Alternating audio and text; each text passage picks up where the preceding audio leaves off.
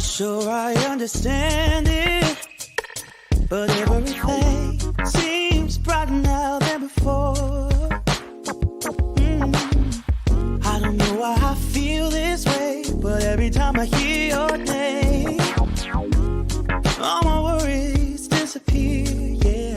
It's all because of you. I feel the way I do. You make my dreams come true.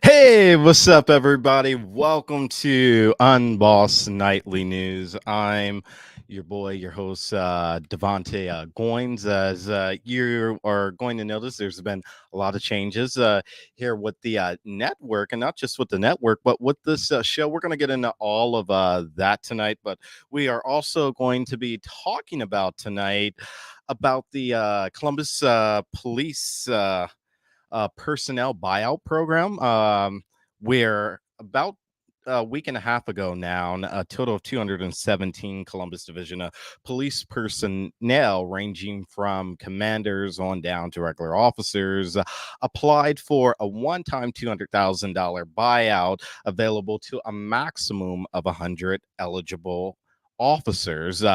And it leaves the new current Chief Elaine Bryant and other city officials with some tough decisions. Also, what should a political debate look like? I wanted to get into that whole conversation tonight because the way in which we see political debates these days are like horrible. There's like no accountability, and not only no accountability, but no follow-up. So we're going to get into that. And then Morgan Harper debated former state treasurer Josh Mandel in Cleveland tonight. Who won? Let me just say, Morgan showed up tonight, and she showed out. We're going to get into that. And then I'm sure we've all heard by now, and if you haven't heard, you're going to hear that the Ohio Supreme Court, they're just fucking getting fed up with the state's redistricting commission within the state legislature right now. And so the court wants now a written explanation by 12 p.m. on this coming Wednesday for why the commission shouldn't be held in contempt for failing to draw new legislative maps. So we're going to talk about what contempt of court means, what it is, and all that. And then last but not least, Columbus City schools, they're just really struggling right now to find substitute teachers. So to give you an idea and to frame this story up a little bit before we talk about it later in the show tonight, the district has now about 30% a substitution fill rate. So what that means is if the district has 100 teachers out in one day, they're only going to be able to fill 30 of those slots. So we're going to talk about that, because on the flip side of that, while we only have a 30% substitute fill rate, the superintendent just got one hell of a pay raise. So I'm not saying she didn't deserve it. I'm not saying she does deserve it, but well, yes, I am saying she doesn't really deserve it. Let me stop that line. But we're going to get into that later in the show. But let's go back up and talk about the police buyout program. So simply, as I was just telling you that a total of 217 Columbus police per have a $200 bond eligible to 100 people, 100 police officers. And so what that means is the city is going to buy out their time. They're going to spend $2 million essentially doing it. And what this is essentially supposed to do is it's supposed to help root out some of the bad cops and things like that. And it will do that. It will do that. But the reason why we are asking tonight, will it work? Is essentially because we are expecting our police to do a lot more right now, but we aren't really giving them here in the city the resources to do it. Now, stick with me because a lot of you are probably saying, well, I thought you were a supporter of defund the police. Well, I am, but I'm going to explain what I mean by defund police because that whole term is just getting out of just gotten like way out of order and out of context because people don't know what the hell the term really means at its best. And so when I talk about defunding the police, I'm talking about reallocating funds. Now, let me push this a little bit further. Last year, we all know we had a record number of homicides set in this city, over 200. I believe the final count was like 204 here in this city. And so, with that final count and that record number happening, not just last year in 2021, but also in 2020, and to go along with those record number of homicides, juxtapose in 2020 all the corruption that came to light within CPD and us losing brother Andre Hill, yet another black guy, a black man at the hands of CPD. Shit just got all out of hand. So last year in June, the occupant of City Hall, the y'all's Mayor Andy Ginther. It took me a moment to get that out. Andy, he brought in Police Chief Elaine Bryant, who was essentially a deputy police chief up in Detroit, Michigan. And Elaine, what Chief Bryant's task was to do is to, as they like to say, reimagine public safety, but not just reimagine public safety, but to bring about change within the division. Now, did she know she was going to be coming into a record setting homicide year of a record number of killings? Is it? No, she probably didn't know that. But secondly, she's no stranger to it, to the homicide sides being high and things like that, because they're high in Detroit too. So is she the right person for the job?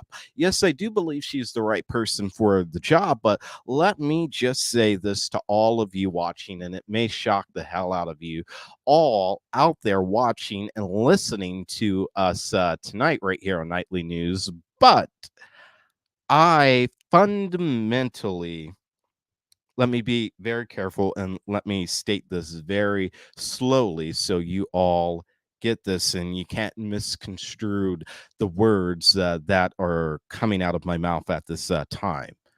I fundamentally do not think it is the right ideal at the time to be buying out 100 plus officers contracts, giving them $200,000. I get the ideal, and the ideal is a phenomenal ideal to root out some of these bad cops within CPD. A phenomenal ideal, but what that's just not the right move, because we had a record number of homicides in the city. Then we got all this violence and things going on with the SCOs. No, we shouldn't be putting officers back in SCOs, but We also have to understand that with 100 officers now leaving the division because their contracts are being brought out, what we now have to fundamentally understand, everybody, is that it will affect our response times when we go to call 911. I know when we call 911 right now, and if I was to pick up my phone and call 911 right now, depending on what the situation was, it would still feel like it took officers 10 minutes. And where we're broadcasting out of live remotely, because we aren't in a studio tonight, we're in a remote studio. We're literally a quarter of a mile to a half a mile away from a subdivision here within the precinct of where we're broadcasting right now. And it would still take officers that long. Uh, and I know this for fact from talking to several officers out there that on any given day, on any given shift, a precinct is supposed to have a set number of officers, but they very rarely ever have a full staff of those officers. So, will the buyout program that's underway right now work? No, it will not work. So, let me take this a little further. So, among all of those who have applied for this program, there are 7 members of the Mounted Horse Unit. The entire 3-member therapy dog unit has applied for this, as well as 5 crime scene investigators and 7 members of the division's training bureau and a dozen detectives tasked with investigating everything from homicides to property crimes. And we're also losing quite a few community liaison officers. And not to mention, we are going to be losing, I believe, if my recollection serves me correctly, because I have a list of in what department they're, I'm sorry, not department, but not only what rank they're in, but yeah, what department they're serving in, whether they are a detective or in the therapy dog unit or crime scene investigation or traffic. I have a spreadsheet of all of that through that I've obtained through records requests from a CPD, and out of that, I know we that 5 commanders have applied for this buyout program as well. Not only have 5 commanders, but a handful of lieutenants and a handful of sergeants have applied for it as well. And a little over about 160 so officers and detectives applied for it. So the question now becomes, how do you, if this program is to succeed, how do you determine who gets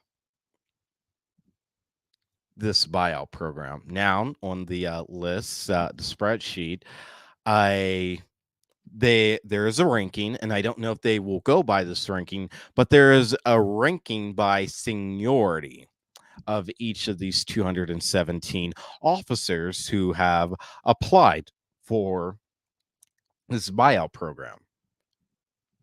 They're ranked by seniority. But that still begs the question and leaves us to wonder, how are they going to determine? Even the Fraternal Order Police Chief, I'm sorry, not Chief, but Fraternal Order of Police President Keith Farrell, he's even applied for this buyout program. So, the buyout program, according to the dispatch and their reporting on this, because there's been very little reporting at all done on this. I think the dispatch is the only outlet so far that has done anything on it. I know Channel 10 did a little bit on it, but not Not much. They just told us everything I told you at the top of the show that you can obtain by doing a records request.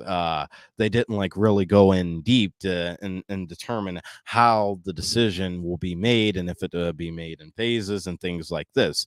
But according to the Dispatch's reporting today, in the Dispatch, it says this that there were about 500 officers who were eligible to apply for the buyout, but only 217 did. And up until right before the buyout incentive program closed, there were people still putting in their names. There was a commander who put in his name like literally hours before the program closed out to apply for it. So nearly 80 of those people, of those 217 officers on this list who have applied for the buyout program, have 30 or more years of on the job experience, time on the job. So obviously, those are officers who have 30 years or more are the more senior officers. But the question I have, and I'm also going to be emailing Fuqua tonight about this, is out of those senior officers, 80 or so, how many of those officers put in for the drop program, but then still put in for this buyout program? So out of those 80 who have 30 or more years of experience, obviously they're going to be offered the buyout program first, obviously, because they have more senior. But what we are being told is that if the buyout program and buyout offer of $200,000 is accepted once it is offered to you on this list, you will be able to depart and to retire or to leave the department, or however you want to phrase it, beginning in a staggered period beginning in May.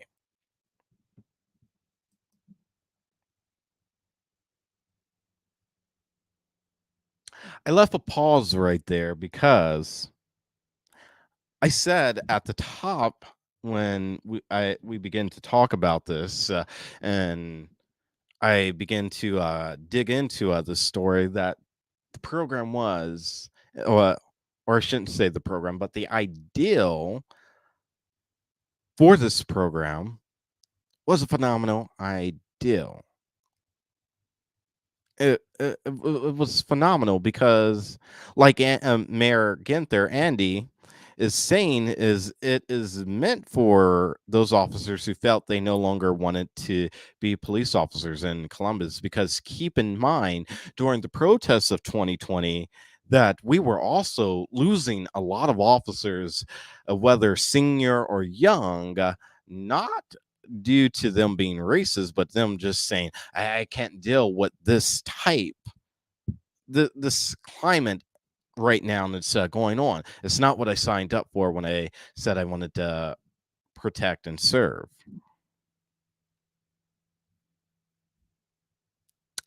Now, Columbus police have also not only been guilty of shooting and killing in the last 2 years brother Andre Hill, but they also took our princess Micaiah Bryant from us as well. And through all of this change, that not only the administration and city hall and city council have been trying to bring about, I have to wonder, before I go to commercial here, one can't help but wonder, did you think about that thing they taught you back in elementary school, probably around the second or third grade, where they said in science class, to every action, there is a reaction. Simply put, for every cause, there is an effect. So let me give you an example. The protests of 2020 happened because of all the civil unjust and civil unrests that we as Black folks face, not just in this city, but at the hands of police, but also around this country. While that's going on, that's the cause. The effect now is to reform police, reform CPD. And the way we are going about reforming CPD, we're asking more of CPD officers. Wow. We want them to get to our houses quicker. We not only want them to get to our houses quicker, but when they get to our house, we want them to go above and beyond the limits of protecting to serve. We want them to play psychiatrists. We want them to do a whole litany of things that can go on and on and on, naming here on tonight. Wow, not really giving them the resources. And when I say the resources, I want you to know I just explained what I meant about when I said I am a fan of defunding the police, but I'm talking about reallocating funds while not giving them the appropriate amount of people to work with. And keep in mind that the city here, city council, last year in 2021, coming out of 2020, they did defund the police by a few $1,000s. They did defund CPD, but I do understand why they had to increase their budget, and CPD's budget is the largest budget within the operating budget that's over $1 billion here in this city. CPD gets over 33% of the operating budget, which is close to $400 million. And out of that $400 million, a little over a half of that goes to paying personnel costs. But yet, we want more from them. I'm not saying I agree with this. I'm just simply giving you all the facts. So we got to figure out what do we want? Do we want them to be able to protect and serve and be there when we need them to be there with a quick response time and things like that, or do we not? I'm telling you right now that last year it was November, right before Thanksgiving, right where I live, a block over, somebody got shot and killed. I called 911 and I got like the nth degree on what was happening, if I knew what car the shoot. No, I just heard bullets. Do I know what the I heard pop pop pop pop. You think I'm going out there? No. But what I can't, I'm like, look, it happened on the next block. I can tell you that just by proximity and being able to hear. But not only that, when I called them, they didn't arrive on scene for almost 7 minutes afterwards, after the shooting happened. 7 minutes. So will the buyout program that's underway by the city work? I don't know.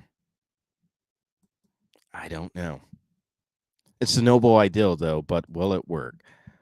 I don't know. We're back right after this. I believe that I haven't spoke to my father in almost a year, Let's go to Dayton, Ohio now, where the second mass shooting in the United States has occurred in just 13 hours. Green.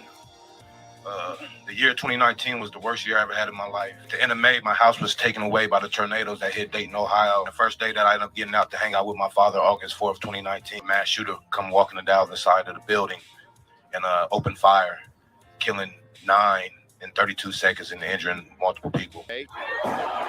Newly released video shows panicked patrons screaming and taking cover in a nearby bar. Into purpose and power, I created my foundation, the Fudge Foundation. It stands for my father's name, Derek Fudge. It stands for flourishing under distress, giving encouragement. I've been helping survivors get the resources they need. We are the ones that are still here living. First of all, he might not have been able to go ahead and get away with that. Fighting all of our ancestors and shit like that, bro. Because they was mad. Like, first off, there's a major snitch in the city of Columbus. Absolutely. Just put him.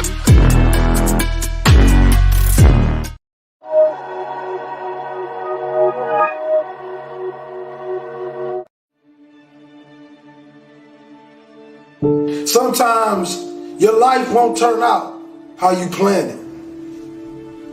It turns out how you work for it. How you wake up and you chase that dream every single morning.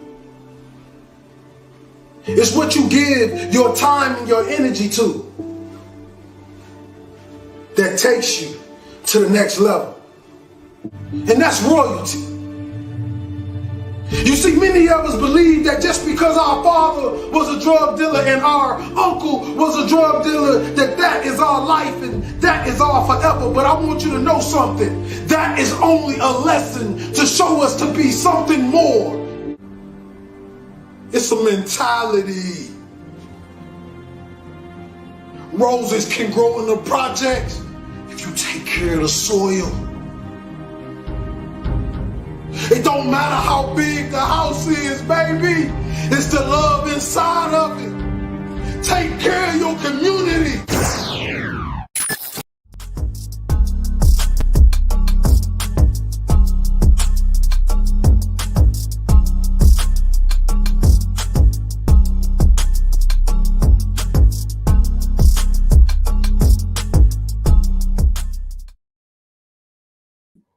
All right, welcome back. Welcome back to Unbossed Nightly News tonight.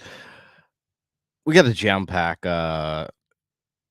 show tonight. I don't know if we'll get to every single story here, but we're going to do our best to cover every single story here. But before we go into our next story, I do want to say it's been since Election Day, nearly 90 days since we were able to sit down and talk like we do every night.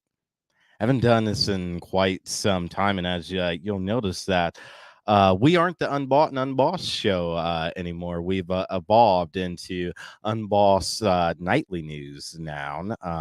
You're going to hear more about that in the days and weeks to come as we roll out other shows here on the network within our news division and in our entertainment division. We've been doing a ton of work, and the team is phenomenal. It's just so much.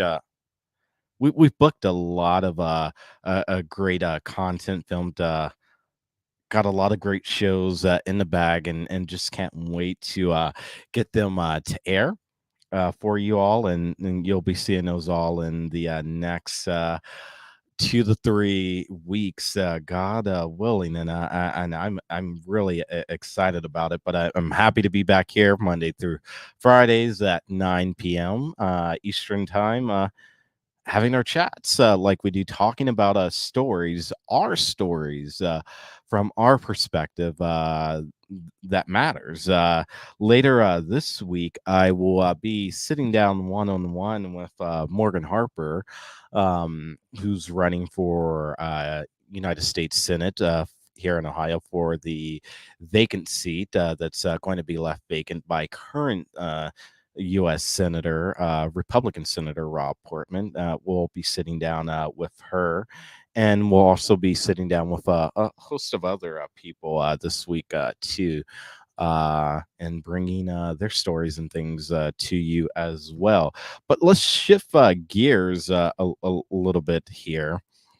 But as we're shifting gears, I'm really I'm just at a loss for words because I'm so happy to be back. As we were preparing to come on air here, we were watching the debate, and this is actually a good segue into the debate. Myself and a couple of the other news division show hosts and things like that, and the debate between Morgan Harper and Josh Mandel, and it was interesting. It was definitely interesting. But as we were watching the debate, about at around 8:30, as the debate was ending, I turned to my producer, and I turned to them on Zoom because we're working remotely right now.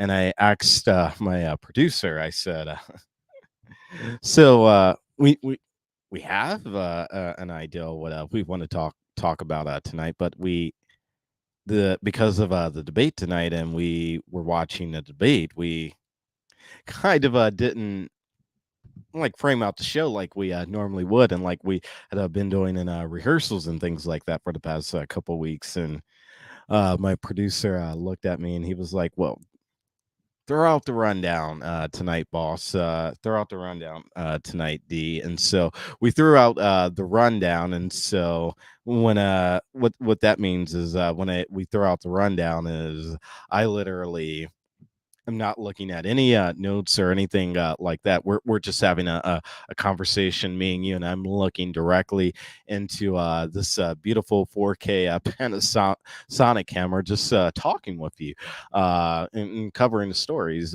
Because if you know it, know the news and you know the facts, you should be able to sit down simply and have a conversation with you. And we simply don't get that enough with our media and news outlets out there today with here locally. And so this is what we are going to be hoping to do with you on Nightly News. This is sit down with you every night to give you the facts of the story, and then give you our analysis and commentary about the day's stories and issues as well. And here in the coming days, probably by next week sometime, we are going to add in the capability for you to call in, so we can engage with you all that way. And so there'll be a phone number available to you all to call in, and we could have our chats.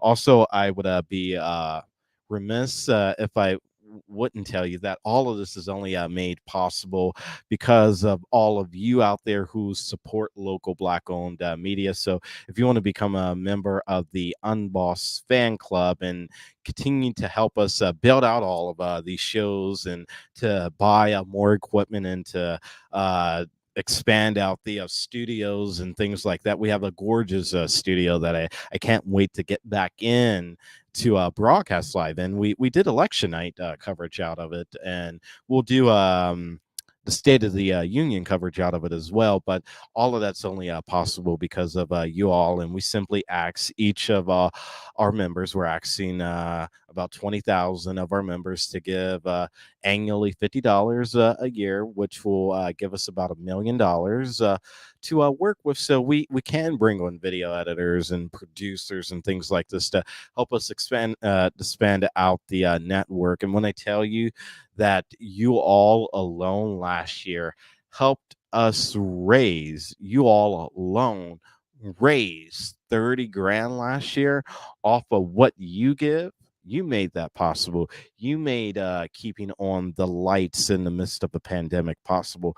You made bringing on and being able to develop all of these new shows possible, and bringing on not only producers, but bringing on a news division president and things like that. You all and your money and your contributions made that possible. So if you want to contribute, go to Cash App, and you can give to us on Cash App at $Unboss Fan Club. That's $Unboss Fan Club. So let's get into this debate. This debate that took place tonight. I do want to play a couple clips for you tonight of the debate. I'm not going to get into the debate in its fullness and give you a whole synopsis of what happened. I'm going to save that for tomorrow because I want more time to analyze my thoughts on the debate between Morgan Harper and Josh Mandel that happened up in Cleveland tonight. What I first want to start off by saying is Morgan showed the hell up tonight. She really did. She whooped Josh Mandel's ass. I will say that the first debate Morgan lost the first debate, but the second debate that just concluded about an hour ago, Morgan showed up and whooped Josh's ass. Simple as that. Simply put. So what set Morgan back and what is going to take over the conversation about the debate is what I am about to play for you right here. Morgan didn't shake his hand. Thank you so much. Thank you. And thank you all for joining us. As you see right there, Morgan, she didn't shake Josh's hand. Now, two things right there. One, number one, Morgan should have shook his hand. She should have. Number two, I get why she didn't. He said like 6 times he called her an angry black woman. Like 6 times, and then like 3 times, well, 2 out of the 3 times he said she was the smarter version of AOC. And then the last time he brought that up, he not only said she was the smarter version of AOC, but right in that particular moment she was being the dumb version of AOC. Don't get what he meant right there. He was trying to throw a jab at her getting an Ivy League education, but she worked hard for it, got good grades, and was able to get scholarships for that. But Morgan, you should have shook his hand, because now you not shaking his hand at the end, I have to spend time talking about this, because it's you say you're going to be the senator for all people, for everybody here in Ohio, and you're going to be willing to work across the aisle. But what does it say when you show that your opponent got a little bit under your skin, Morgan?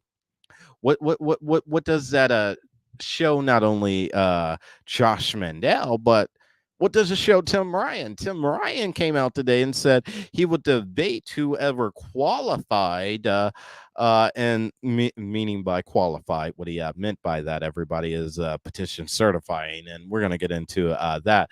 Whoever certified, and meaning qualified, he would debate them later in March. And not only would he debate him later in March, but that he would debate him at Central State and HBCU. So, and you've been asking for a debate from, and some would say begging from a debate from Tim Ryan for months now, and now he's finally giving you the opportunity, Morgan. Tim probably will get under your skin, but shake his damn hand, please. So folk like me and all these it doesn't take over the narrative of the story. Now, I said I wasn't going to spend much time on this tonight, but I do want to play a clip right here, if I could get it pulled up, where BLM got call Black Lives Matter was the topic of discussion, and the audience, they had a lot to say about it, and the moderators, it wouldn't be their first time of the night, but the moderators also had to kind of gain control of not just the audience, but of the candidates, and just the whole situation and what comes with moderating. So here, I want to play this clip for you right here. So not that clip. So here's the clip right here, and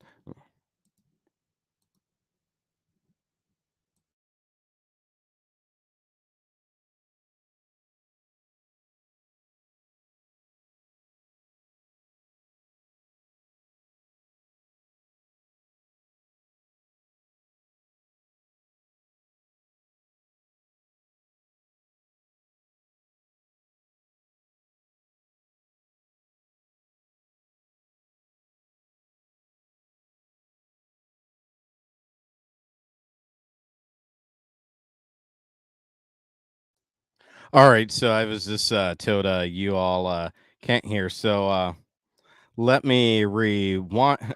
Let me back this up a little bit, and and get what this sound.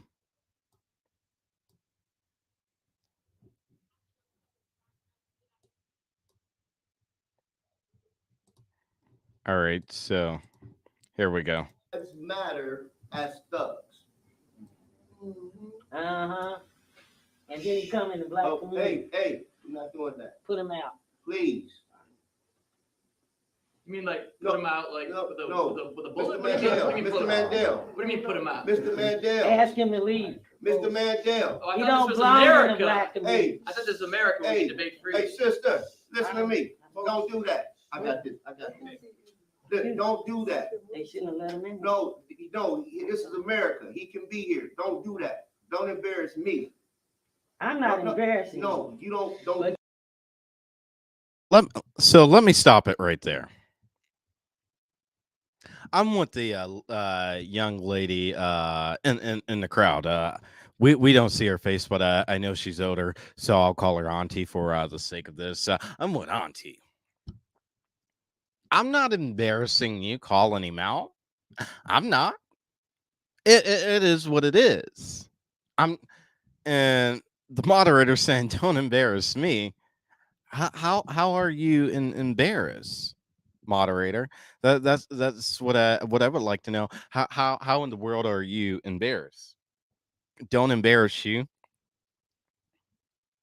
Last time I checked, nobody was embarrassing you. But here, let's hear the rest of this exchange out. To bring that white man in the black community like that. You don't have to leave, man. I'm finished. Okay. But please. don't you suck up to him. Listen. He's in the black community. I'm doing my job. He's calling my parents thugs. Ma'am, Make him answer I'm the the moderator. question. I'm in charge. I want you to sit down and be quiet. Let me tell you something, ma'am. Mr. Mandel. I put my life in the hands of young black guys. I had young black men put their life in my hand in the United States Marine Corps and 2 tours in Iraq. So don't stand there and lecture me. Those are my brothers. Whether they were black or they were white or they were Hispanic or they were Asian, those are my brothers in the Marine Corps. So don't stand there and lecture me about race and color. We put our lives in each other's hands. Those are my brothers as Marines. Mr. Mandel, I'm the moderator over here. I'm asking you to pay attention to me. And ma'am, you in the calling post, will you please stop? All right. Mr. Mandel, again.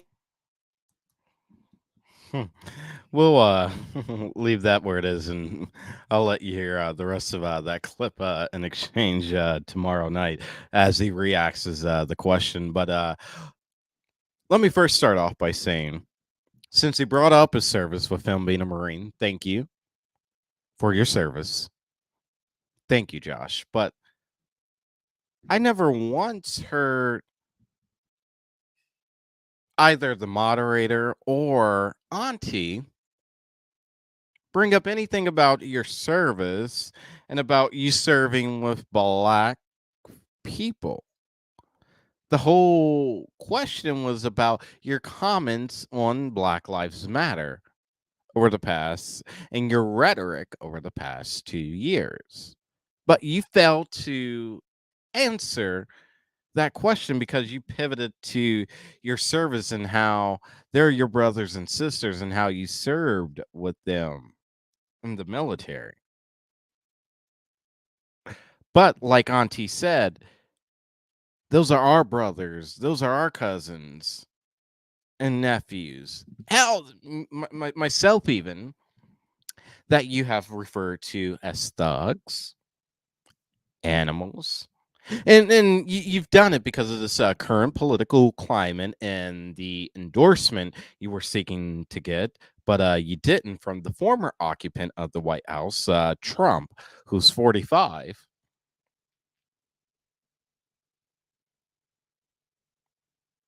You brought that up because you're trying to get all of his supporters to come over to you and to support you.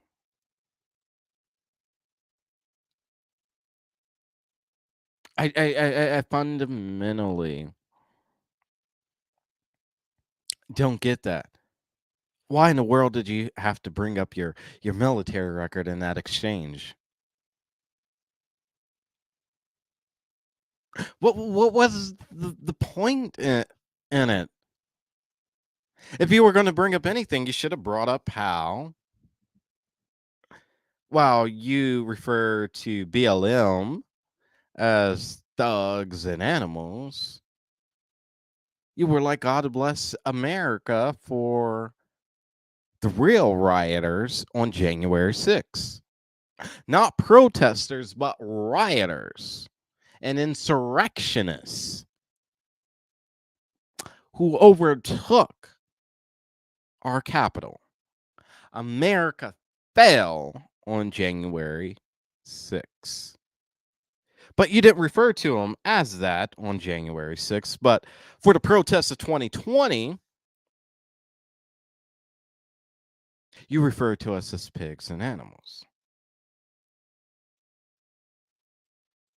And yes, I collectively say us because I am black first and foremost black. My mom told me when I was growing up, and she would reiterate to me time and time again, her and my grandmother and my aunts, that I was born into this world with 2 marks against me and 2 strikes against me.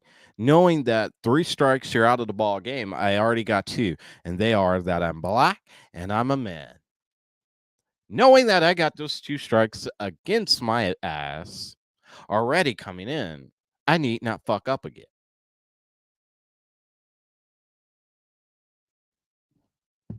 Need not fuck up again. But I can't help but do it when I'm continuing to see all this injustice from white folk like you who go around waving your Bibles and waving the American flag in the other hand, wanting to throw us back to the 17 and 16 and 1800s and the early 1900s as well.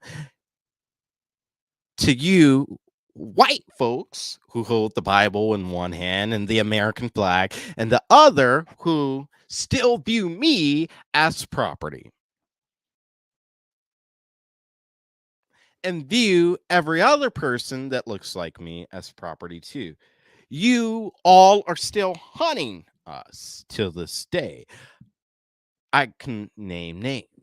Trayvon Martin, Sandra Bland, Michael Brown. Need I go on? I can name names here in Columbus. I can name a litany of names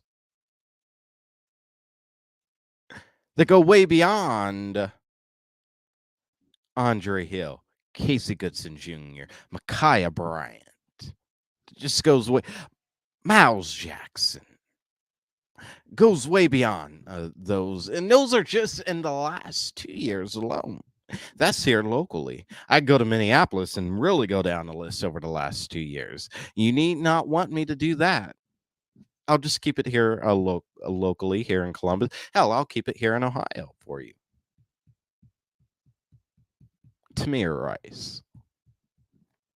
But let me hop off this subject here for I get pissed off. But Morgan, bottom line, you should have shook his hand. Now that's all we're all talking about about the debate is you didn't shake his hand immediately when the debate ended. The debate had been over like 60 seconds, maybe 90 seconds, and my phone is blowing up via text messages, and I get a couple calls saying, did she not shake his hand?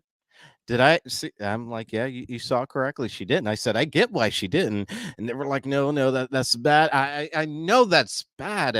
Just calm down. But I get why she didn't shake his hand. And I'm with her. I'm with her. I feel her. I know why she didn't. Hell, if I was debating him, that would have been me too. Not wanting to shake his hand. But you got to shake his hand because politically it doesn't score you any points not to shake his hand. Hell, even Hillary shook Trump's hand. Even Biden shook Trump. Damn.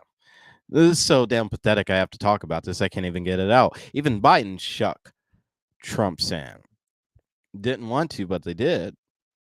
But hey, that leads me to the next conversation tonight that we need to have, and that is what a real political debate should look like. So I have been reaching out to a few candidates over these last couple weeks, and I'm continuing to reach out to the candidates and their campaigns because in the coming weeks, I want Unbossed Nightly News to hold a variety and a multitude of political forums and debates.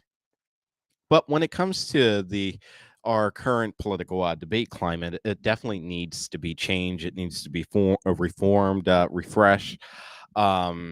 Not just that, if some of you like the phrasing reimagined, call it whatever you may, it just ain't working. What we see these days when it comes to debates are not debates. So what we are suggesting is a new frame, a new format, a new way of thinking of a debate where I would put each of the candidates who are debating, and if it's 3 or 4, all of them would be put on a witness stand, and I would cross-examine them for the defense and for the prosecution, meaning for the people and for the opposition. But not only that, when it comes to debates, questions need to be tougher. Not only do questions need to be tougher, but the candidates who are taking the microphones and the podiums at these debates need to be able to square their campaign rhetoric with facts. They simply need to be able to square their rhetoric and be able to back up everything they're talking about with facts. They need to be able to not only walk the walk and talk the talk, but they need to be able to walk the walk and talk the talk and chew gum all at the same time. And we haven't been holding them to that. Our candidates up there using Josh Mandel and Morgan Harper tonight. Candidates, whether Democrat or Republican, because the Democrats spout off a lot of bullshit too, as well as the Republicans. I'm not just going to hit the Republicans because the Dems, they spout off a lot of bullshit too. And for all of you wondering, I am an independent. I vote both Democrat and Republican. So for those of you wondering out there, I am a registered independent. But these candidates, when they take these microphones at these debate stages, they need to be stopped when they're not answering the questions that are asked of them, and they need to be called out when their answers are contradicted by facts. And I think Morgan kind of did a good job of this tonight when it wasn't really her job to be doing it. It was the moderator's job to be calling them out and to stop them when they weren't answering questions. Like Josh Mandel a couple times decided to answer a question, but was totally off in la la land answering the question, and it wasn't even on topic. And Morgan had to remind him, like, look, we're talking about education here. We're talking about this here a couple times. So they need to be stopped when they're not answering questions. So with this new debate format, we've been proposing to candidates not only running for Franklin County Commission here, but also running for the Ohio State House and the Ohio Senate, but also a few other races here. What it's going to be our job here at Unboss, my job as the moderator representing Unboss and representing Nightly News will be to find out whether on the Republican side or on the Democratic side, to find the two candidates, one Republican and one Dem, who will give you all, the voters, the best competing arguments. Meaning, I am going to put you on the witness stand and I am going to question you until I'm done asking questions. And I'm going to have all the facts backed up, and I'm going to be prepared when I show up to moderate the debate, because if you come at me with some bullshit, or if you come at the American voter with some bullshit, I'm going to come back and say, that ain't right. But you said this on such and such date, but now you're saying this. We're going to hope, we need to, before these politicians or these people ever become politicians or elected officials, before we ever vote for them, we need to know that they are going to be the best representative and be the best representative of our voice when we put them in that elected office. So there are simply going to be 3 rules, everybody. Simply 3 rules. The first rule is that there are going to be no rules. I know that's contradicting itself, that there's 3 rules, and the first one is that there are no rules, but it's no rules.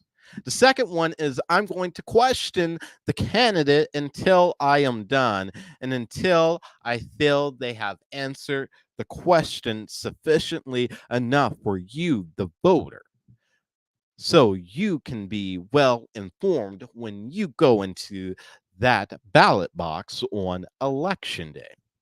The third rule is going to be that each candidate, they're going to have the opportunity to give an opening and a closing statement, but immediately after opening statements, we're going to move into questioning, and we are going to get some answers. So that's the format, the concept of what a real political debate should look like, that we are talking to some campaigns about right now, and trying to get them to the table to have a real debate. Let's leave all that mockery and that foolishness alone. Leave it out there, and let's have a real fucking debate. Let's have a real debate. And for all of you out there who are wondering right now why having a real debate is important to us here at Unbossed, but not just to us here at Unbossed News, but to all of you at home, and why it should be important to all of you at home. When we sit down in our rundown meetings, we ask ourselves three questions when we decide what stories we are going to cover in the night's shows. The first question we always ask ourselves is, will this story be important and have an effect on the ballot box when our voter goes into the ballot box? So that's why having a real debate is very, very important, because people are just allowed to just say any type of shit they want to say these days, and not be held accountable for it. And that's how Washington ends up like it is today. Not only is that how Washington ends up looking like it does today, it's how downtown Columbus ends up looking like it does today. And I'm referring to the State House and in some form City Hall, and to the Columbus School Board of Education, is because we didn't hold them accountable while they were running, and we didn't put them on a witness stand and literally cross-examine them and make them stand and give a response for every word they had said before they got elected to that job, and before we started paying them to do that job. So when we come back, we have to talk about this whole redistricting thing. let me just say this before we go to commercial and before we get to that story. What's going on? The Supreme Court is just fucking fed up, and we're in unprecedented times. We're in unprecedented times, and we also have another story we need to get to tonight before we get out of here, and it's about Columbus City schools struggling to find substitute teachers. So we got all that and much more to come right after this. First of all, you might not have been able to go ahead and get away with that, fighting all of our ancestors and shit like that, bro. Because they was mad. Like, first off, there's a major snitch in the city of Columbus. Absolutely. Just put him. I believe that I haven't spoke to my father in almost a year, you know. Let's go to Dayton, Ohio now, where the second mass shooting in the United States has occurred in just 13 hours. Green. The year 2019 was the worst year I ever had in my life. At the end of May, my house was taken away by the tornadoes that hit Dayton, Ohio. The first day that I ended up getting out to hang out with my father, August 4th, 2019, mass shooter come walking down the side of the building and open fire, killing 9 in 32 seconds and injuring multiple people. Newly released video shows panicked patrons screaming and taking cover in a nearby bomb. Into purpose and power, I created my foundation, the Fudge Foundation. It stands for my father's name, Derek Fudge. It stands for Flourishing Under Distress, Giving Encouragement. I've been helping survivors get the resources they need. We are the ones that are still here living.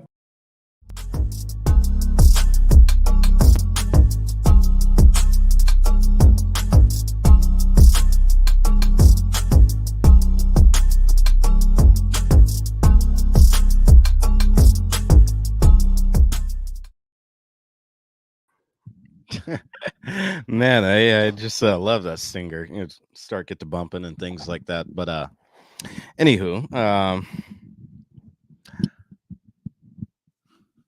wow, already over half the way through the show tonight. It's just blowing by, and I don't know if you all are quiet tonight in the comments. I know my DMs weren't quiet, and my text messages weren't quiet during the debate. But all of you you were wanting to know my thoughts, but all of you seem to be quiet tonight in the comments. But that's all right. Like I said, we are working on right now and adding in the call-in feature to where you'll be able to call or text us here at Nightly News and engage with us in these discussions because we fundamentally need to hear your voices out there because everything we do here and every story we cover here is of a direct impact to you, the voter, and you, the viewer out there. And when I say a direct impact, it's a direct impact to us as Black folks in this city. I make no apologies, and I tell everybody. And when I say I tell everybody, I mean I tell everybody. I'm in so much shit right now, trying to make sure Unbossed News, our news division of Unbossed, is getting the same information and being put on all the press releases and things like that, getting the same notices that mainstream media does, because we don't do the news and we don't have we have the same conversations they have, but in our way, in our form of having those conversations and trying to educate ignorant folk. And yes, I said ignorant folk in certain positions that they have no business being in because they don't understand the history of not just media in this country, but the history of mainstream media, independent media, and Black media. And I let everybody know we are Black owned media. And I don't give a shit who it is. The mayor, your mama, your auntie, Unbossed, we keep it black and a black here. And the conversations we have here are real conversations. The conversations that chances are you're having around the dinner table probably right now. Not only that you're having around the dinner table, but the conversations that you're having with your coworkers and your friends. And we talk to you just like you would talk to one of them. And we talk to you in a way that you are going to understand the conversation and the news and the issues of the day. Yeah, I could stand up here and read and have a teleprompter in front of me and read from that teleprompter. And today there was a shooting in Northeast Columbus, and there was an 18-year-old. No. But no, that's not how we do it. We have to talk to us and have these conversations in a certain way in which we understand them. No shit, there was a shooting in Northeast Columbus. There's shootings all across the city that aren't reported on by mainstream media because there are so many. I don't say that to scare anybody, but there's a lot of shootings that happen that never get reported because A, nobody gets hurt, and B, the police are never dispatched out. I'm just stating facts here. I'm just stating merely facts here. It is what it is. But let's get into this whole redistricting story right here. I know the Chief Justice has to be like, what in the fuck are these Republicans doing? Are they simply just going to defy a court order? I told them that they needed to go back and redraw these maps and to make them more constitutionally fair. And they didn't. They said they couldn't. But then what I find interesting is that some Republicans got together and they filed suit in federal court and the U.S. Southern District Court on last Friday, I believe. Yes, last Friday, asking for the U.S. federal court to basically overrule the state court. And it's very, very rare. In fact, it's so rare that I don't even think there's any precedence for it. And I've looked and couldn't find any, but that doesn't mean there's not. But it's that type of rare for a federal court to overrule a state Supreme Court. So I don't think the 3-judge panel that in the U.S. Southern District that these group of Republicans has filed their suit with to say, hey, look, we don't have time to do these maps. They aren't going to get any better. So you need to go with map 2. Can you overrule the state Supreme Court? I don't know of any federal court who would do that, but hey, we're in unprecedented times. What makes this whole redistricting thing even more interesting and scary is a few different things. Number one, we are getting so fucking dangerously close, y'all.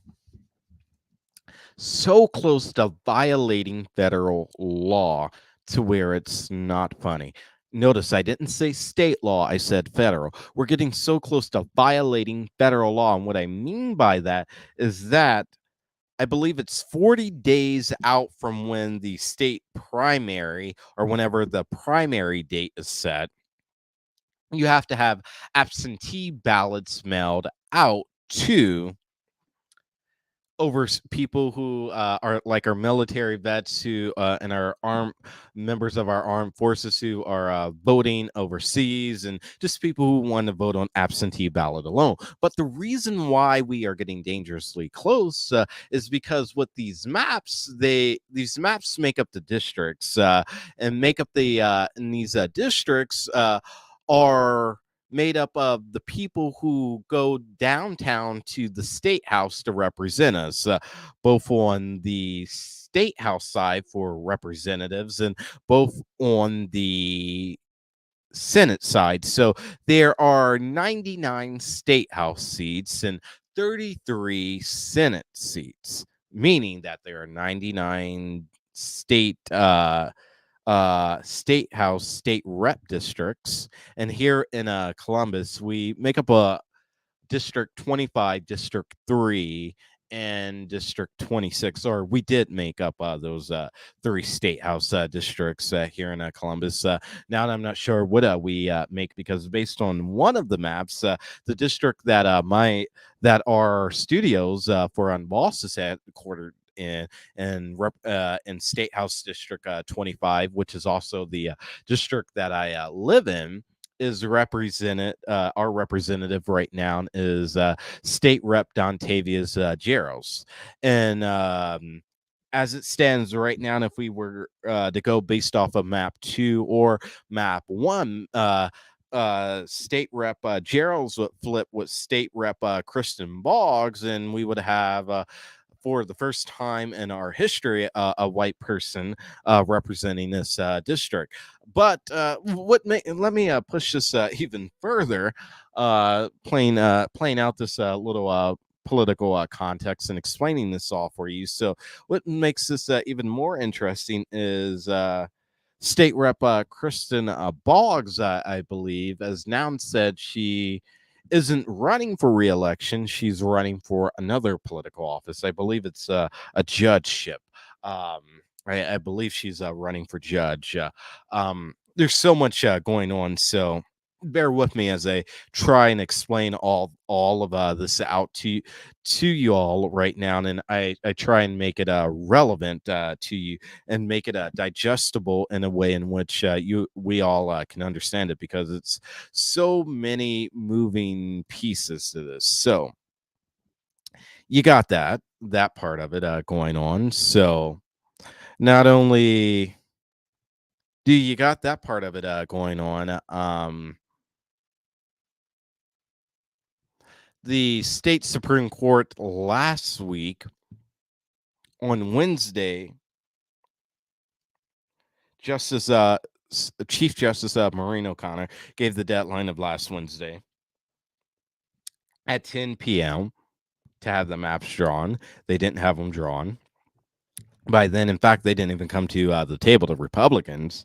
And there's 5 Republicans. And out of the 5 Republicans, they are made up of the governor, Mike DeWine, the Secretary of State, Frank LaRose,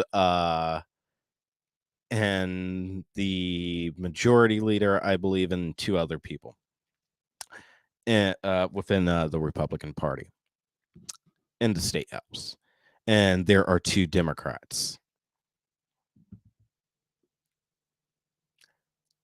The Republicans are in control. And before I go any further, one of the things that frustrates me when it comes to redistricting and talking about redistricting is this is an important topic. So important that it frustrates me that it only comes up every 10 years when the census is done.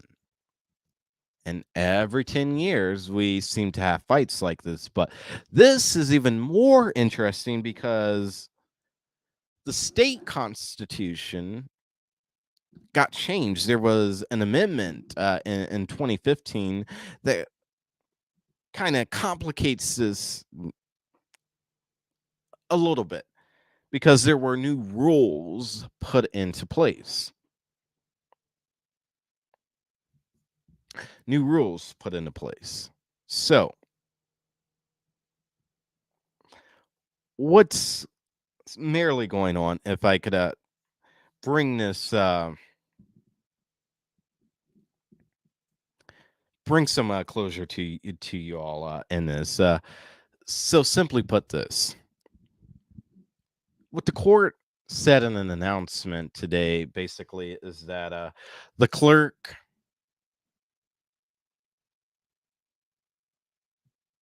shall refuse to file a response that is untimely,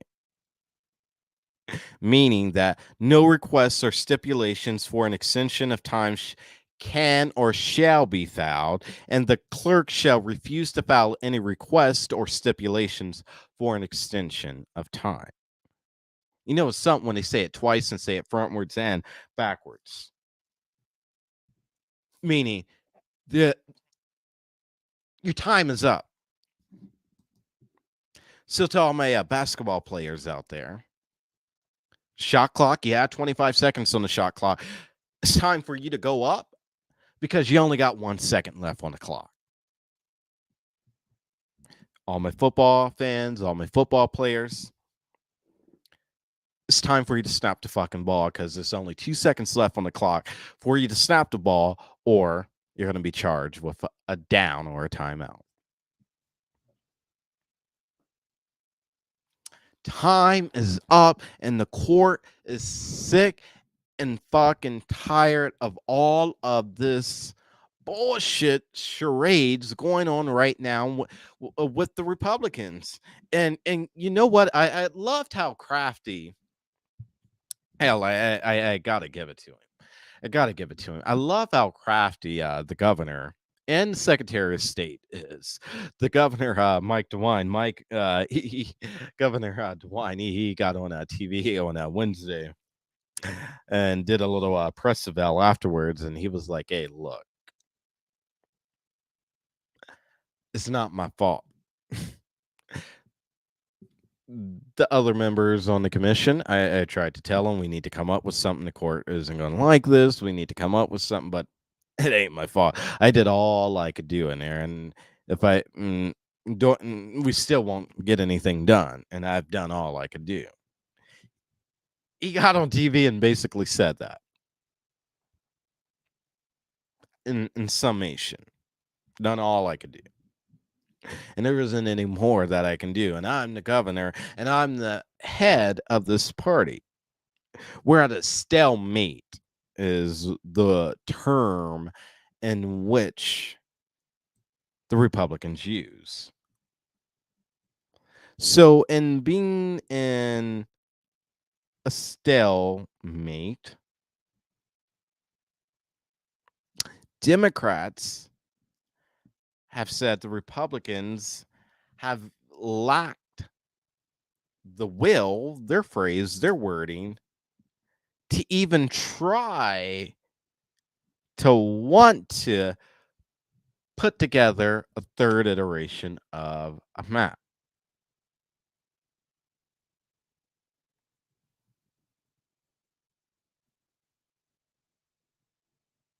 They have lacked the will. And because they have lacked the will to even try, and what the Democrats mean by they have lacked the will is that the Republican majority has come out and they have said, and I quote, "It is impossible to comply with the court's redistricting demands."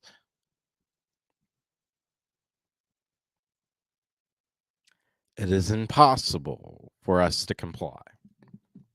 And last time I checked, I don't care how big, bad, Boone Herring you are. You always, whether you do it now or you do it later, have to comply with a court order. It's a court order for a reason. Only way I would not have to comply with a court order is if we did a story on something and I was protecting a source, I would be covered by First Amendment rights. But other than that, any and everything, I don't care who you are, even a reporter, with the exception of that example I just gave you, you would have to comply with a court order. And the Republicans say, look, I ain't got to comply with shit. I can't comply with it. I've done all I can do. And so the court, the Chief Justice, they've asked for an explanation on why they feel that they can't comply and they shouldn't comply with the court order. And she wants that back by noon on Wednesday. And when they get it back on Wednesday,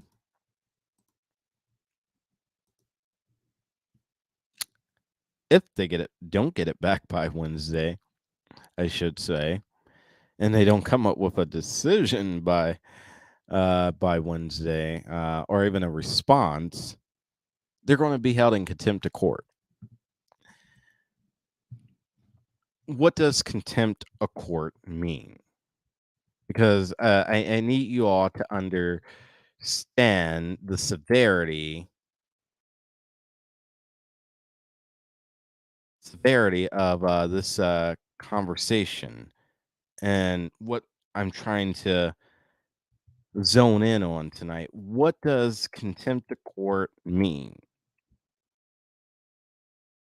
It means, simply put, that you disobeyed an order from a court. You didn't comply. You simply didn't recognize the court and all their might and power, and going to hold you in contempt of a court. Let me give you an example of a contempt of court. If I'm in a courtroom and I stand up and yell out, "He's a liar," and the judge tells me to sit down, and I don't sit down, and I continue to yell out, "He's a liar, he's a liar," she can hold my ass in contempt of court, she or he. I say she because we refer to the scales of justice as in the feminine.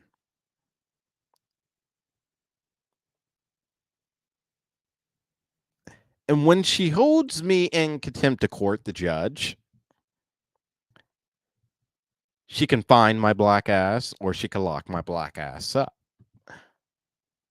Because I didn't comply with her orders when she told my black ass to sit the hell down.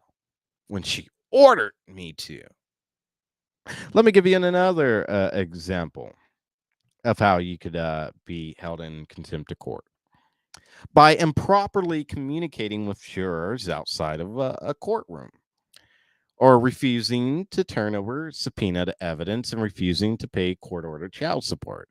So when you refuse to pay your child support, you can be held in contempt of court until you pay your child support and locked up.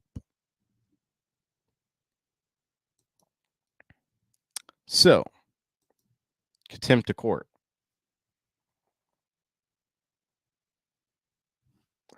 Contempt of court. And I do need you to understand that I just gave you, because there are two versions of contempt of court. There is the criminal, and some of the examples I gave you were criminal versions of contempt of court, and some were civil versions of contempt of court. Here, what we are talking about when it pertains to the GOP and State House, they would be held in civil contempt of court, meaning that them saying and not giving an explanation to why they cannot draw a map by noon on Wednesday, they'll be held in contempt of court, and they could either be fined or they could even possibly be jailed. I highly doubt that they will. That's only time you're typically jailed when it comes to civil is very, very rare cases, but they can have to pay the court restitution. Charges money.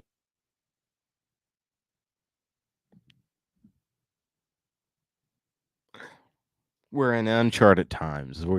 We are in uncharted times and uncharted waters when it comes to redistricting thing. And my whole problem with it is, why can't we all just be able to vote equally? But that's just wishful thinking. Or not even vote equally. Why why are you stripping us of voting rights, period? But that's another conversation for another day. That really is another conversation for another day. So I'm gonna take a quick break here, and we'll be right back after this. First of all, he might not have been able to go ahead and get away with that, fighting all of our ancestors and shit like that, bro. Because they was mad. Like, first off, there's a major snitch in the city of Columbus. Absolutely. Just put him.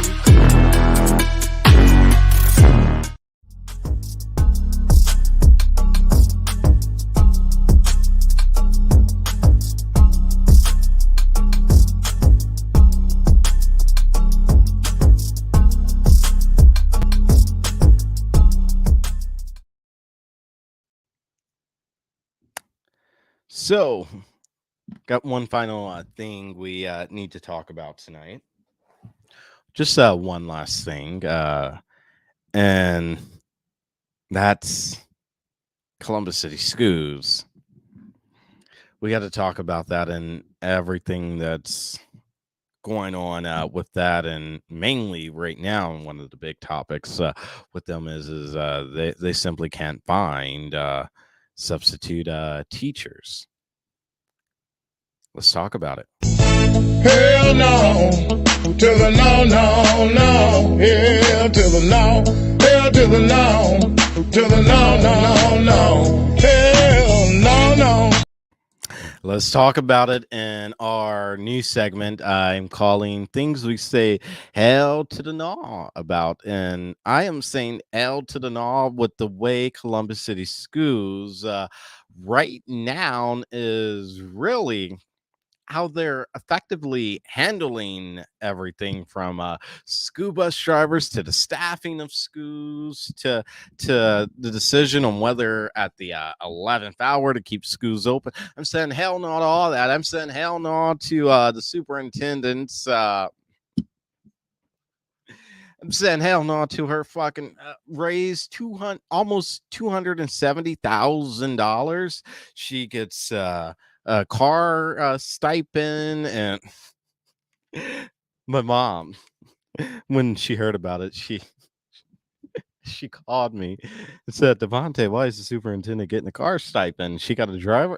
I'm like, "No, she drives herself, Mom, but they're giving her a car stipend."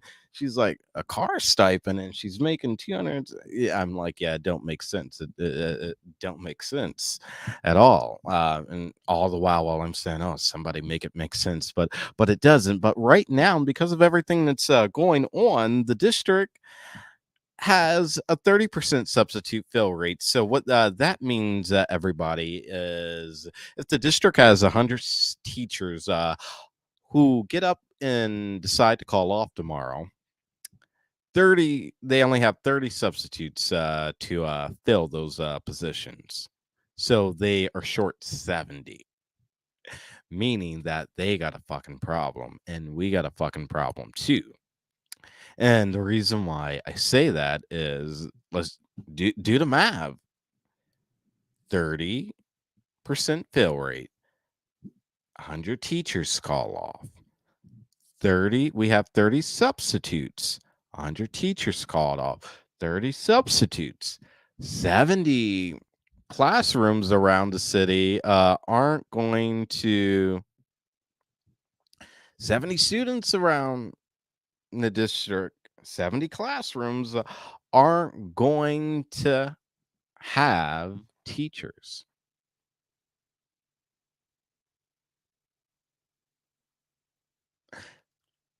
Why would 100 teachers all call off at once? For a number of different things. We would call it the blue flu, is what it's typically referred to as when that happens, the blue flu, and you do it to try and get more help. But the district is saying that, and this comes from the chief spokesperson Jacqueline Bryant at the district is what she's telling the dispatch today is that, and I quote, "Our substitute fill rate is incredibly difficult to quantify because we reassigned teachers to be substitutes this year, and we are not capturing that in the fill rate in our system."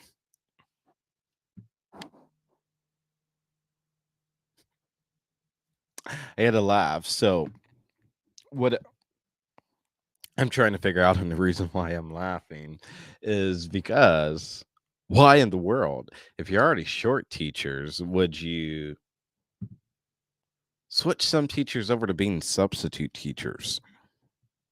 And then why would you have a computer system that doesn't account for that? Seems like a waste of money. And it seems like the school board has been wasting a lot of money. And you all on the school board are getting ready to ask us to raise our property taxes more here in a couple weeks. But yet, we have a problem finding substitute teachers. We have a problem finding regular teachers.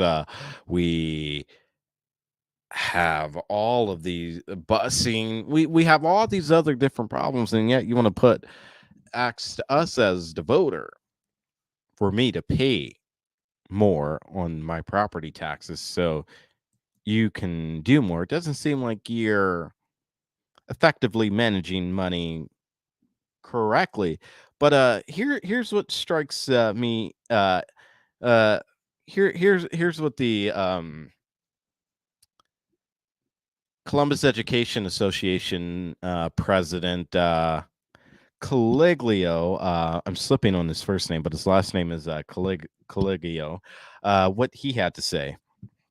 And what he said is, and I quote, "We try to do the best we can as teachers to cover the material and to get kids what they need and answer any questions, but it's not like having a highly qualified teacher in front of them."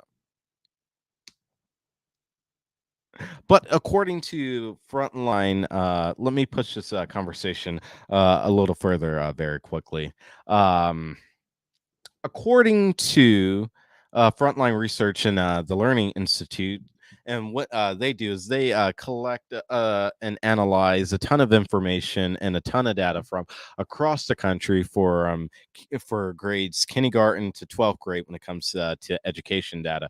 What they said is before COVID hit and before the pandemic, that the national average substitute fail rate was about 80%. So for those of you that are just joining us or didn't understand it when I first explained it, let me explain bill rate to you one more time. So if the national average prior to the pandemic was 80%, what that means is if 100 teachers call off tomorrow, we here nationally, each school district would have roughly 80 teachers to fill those 100 slots.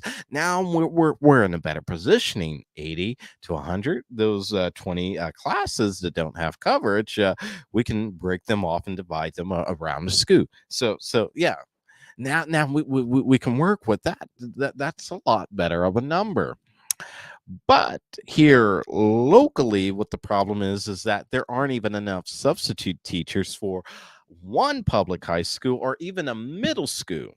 And other teachers in that school, they have been forced to cover those absences, whether it's in their area of expertise and what they are in a subject that they were hired to teach or whatnot. And that's what Caliglio is telling and has said on the record to the Columbus Dispatch. So let me give you an example. I have a sister who is in middle school, and she came home last week and said that her social studies teacher, or history, both the same thing, one in the same, was out, didn't have a substitute. So she ended up having to go to an English class because they were all broken up. because they couldn't find nobody to cover that class. So they broke up that teacher's class. And so instead of learning social studies or history when you're supposed to be learning social studies and history, you're now getting a double dose of English. And vice versa happens too. So if a math teacher's out, then and there's no coverage, then you could be asked to go to a gym class, and a gym teacher doesn't necessarily know how to teach the advanced quantum physics and algebra and things like that, and in geometry.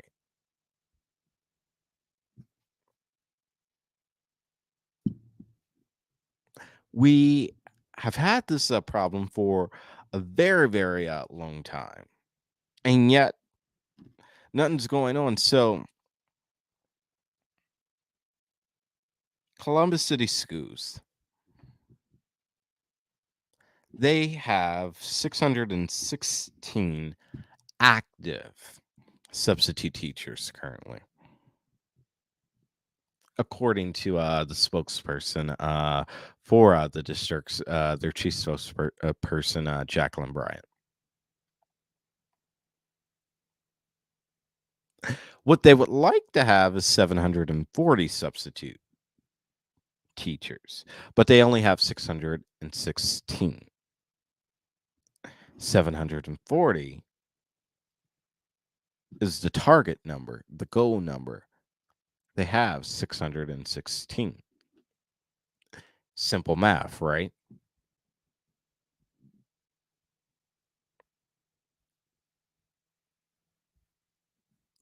But that's not even part of the problem, part of the story. With the shortage of substitute teachers. Now, tomorrow, we are going to talk about how there's a shortage of custodians, too, and how some buildings, they're just getting cleaned. They aren't even able to come in and do a really COVID deep clean because they're so short-staffed. We're going to talk about that and continue this story tomorrow, because we so often only hear about the busing staff shortages, but we never really get into, oh yeah, the teaching shortages and the cleaning shortages and all of that sort of thing. It's a lot to run a school district, and I'm sure all of you a couple weeks ago, it was about 2.5 weeks ago now, probably 3, were pissed when they decided to close schools at like 6:11 a.m.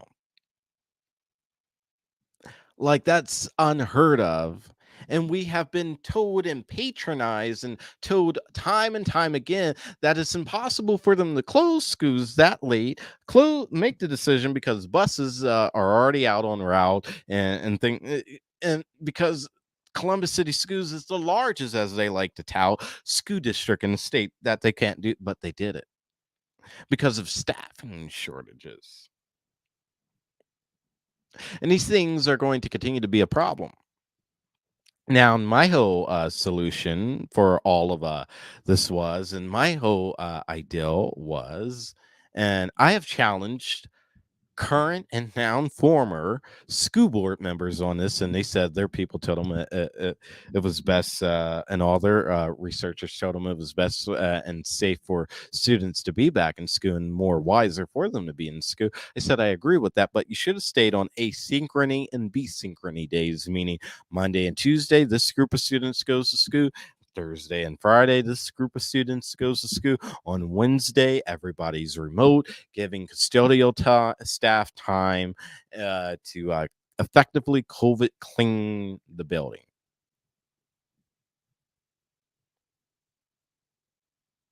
But yet we needed to go full throttle to show everybody that we were the best, the biggest, and the baddest.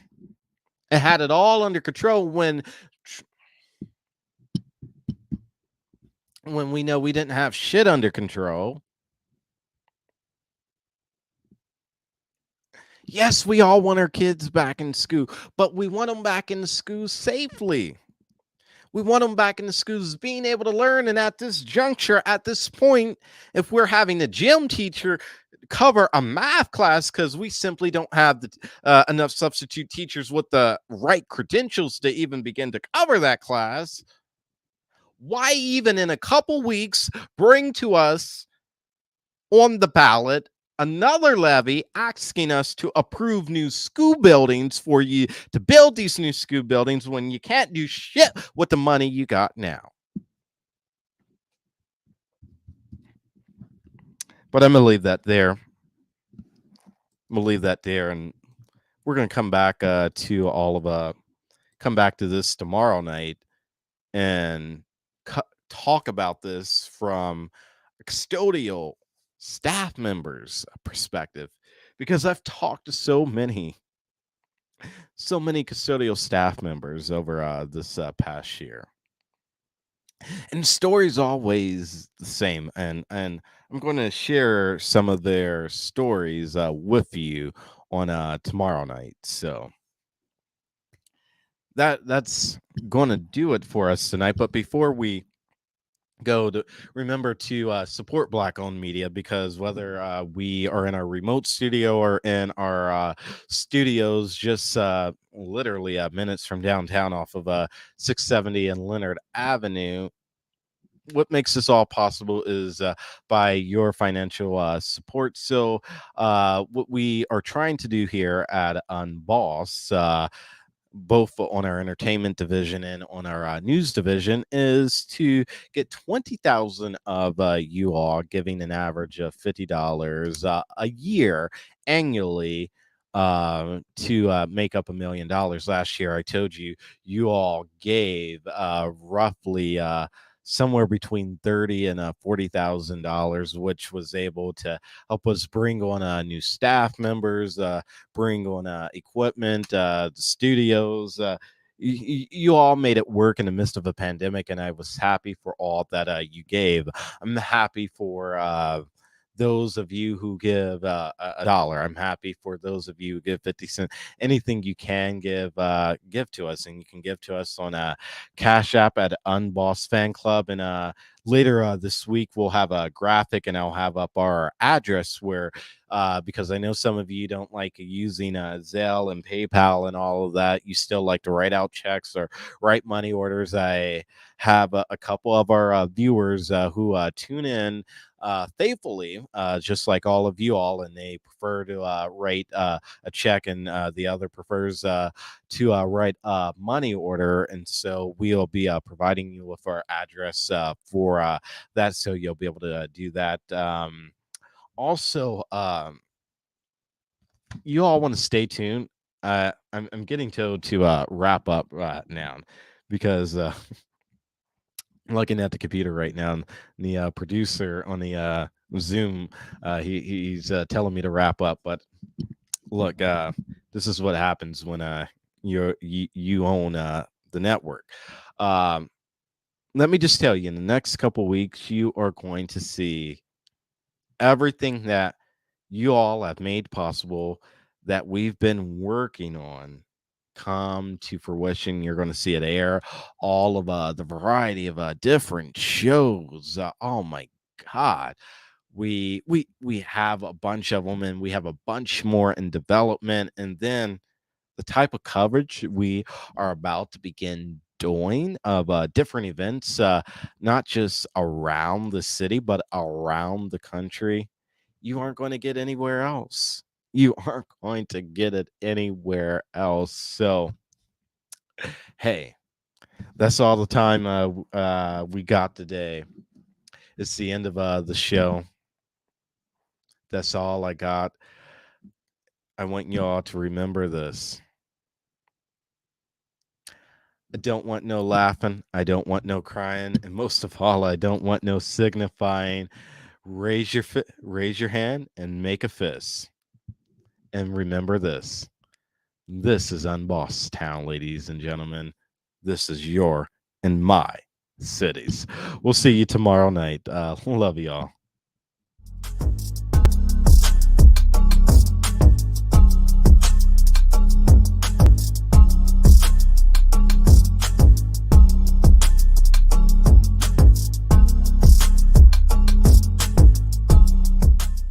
Believe that I haven't spoke to my father in almost a year, you know. Let's go to Dayton, Ohio now, where the second mass shooting in the United States has occurred in just 13 hours. Green. The year 2019 was the worst year I ever had in my life. At the end of May, my house was taken away by the tornadoes that hit Dayton, Ohio. The first day that I ended up getting out to hang out with my father, August 4th, 2019, mass shooter come walking down the side of the building and open fire, killing 9 in 32 seconds and injuring multiple people. Newly released video shows panicked patrons screaming and taking cover in a nearby bar. Into purpose and power, I created my foundation, the Fudge Foundation. It stands for my father's name, Derek Fudge. It stands for flourishing under distress, giving encouragement. I've been helping survivors get the resources they need. We are the ones that are still here living. First of all, he might not have been able to go ahead and get away with that. Fighting all of our ancestors and shit like that, bro. Because they was mad. Like, first off, there's a major snitch in the city of Columbus. Absolutely. There's plenty of them.